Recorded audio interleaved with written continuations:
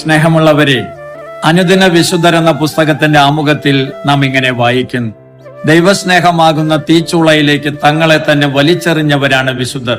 നാമോ അതിലൊരു വിരൽ വെച്ചിട്ട് അയ്യ പൊള്ളുന്നു എന്ന് പറഞ്ഞ് മാറി നിൽക്കുന്നു. വിശുദ്ധരെ അറിയാനും അടുത്തറിഞ്ഞ് സ്നേഹിക്കാനും സ്നേഹഗിരി തിരുഹൃദയ ഇടവകയിലെ വേദോപദേശ കുട്ടികളും അധ്യാപകരും മാതാപിതാക്കളും ഒന്നു ചേർന്ന് നടത്തുന്ന പരിശ്രമമാണ് വിശുദ്ധരും കുട്ടികളും എന്നുള്ള ഇന്ന് ആരംഭിക്കുന്ന എപ്പിസോഡുകൾ. വിശുദ്ധ മദർ തെരേസ പറയുന്നു, വിശുദ്ധി എന്ന് പറഞ്ഞാൽ ദൈവം ചോദിക്കുന്നതെല്ലാം കൊടുക്കുകയും നൽകുന്നതെല്ലാം സ്വീകരിക്കുകയുമാണ്.